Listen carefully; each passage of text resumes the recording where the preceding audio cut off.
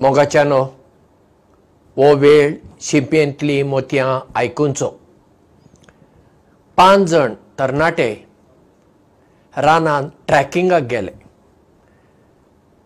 उलयता उलयता उलयता ते फुडें पावले आनी तांकां आतां वाट चुकली.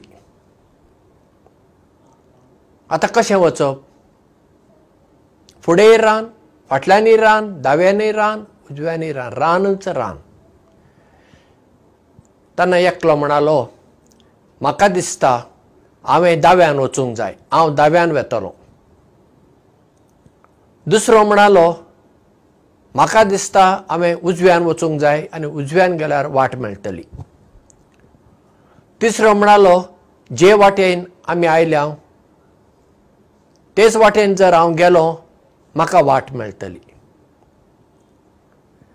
चवथो म्हणालो, आमी सारके वाटेर आसा, हांव जर असोच चलोवन फुडें गेल्यार म्हाका वाट मेळटली. अशे ते चारूय जण आपआपले वाटेन गेले. हो पांचवो उरलोलो म्हणूंक लागलो, म्हाका आतां खंय वचचें तें समजना, पूण हांवें आतां वाट सोदूंक जाय.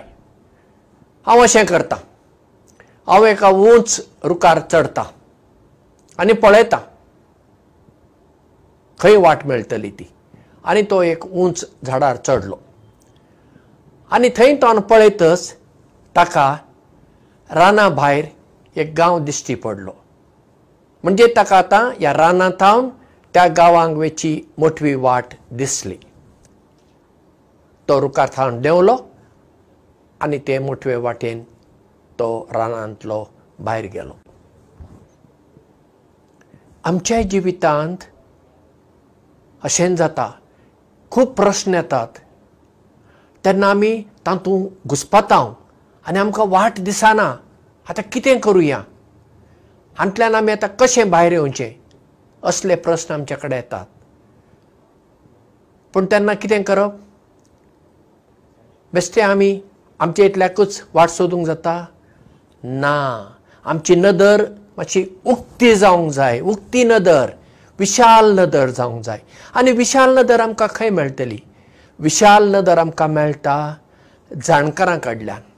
जेन्ना आमचे परस चड जाणकार आसात, शिकलेले आसात, हुशार आसात, अणभवाचे मनीस, तांचे कडेन वचून आमचो प्रस्न आमी मांडलो जाल्यार आमकां वाट उक्ती जावं येता.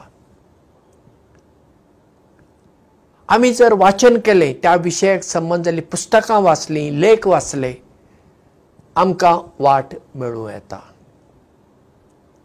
वा आमी बसून ध्यान केलें, देवाचो आदार मागलो, घडये आमकां तांतल्यान वाट मेळूं येता.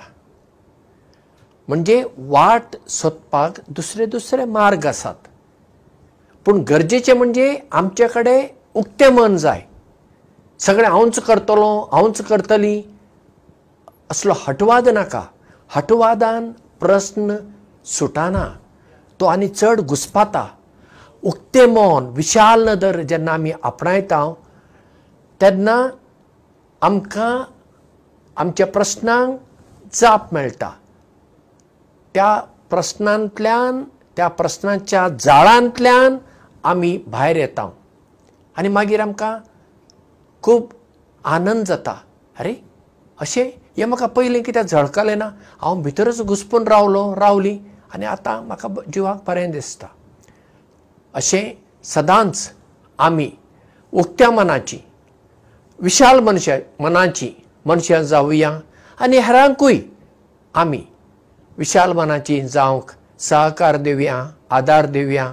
देव बरें करूं आनी मोग आसूं.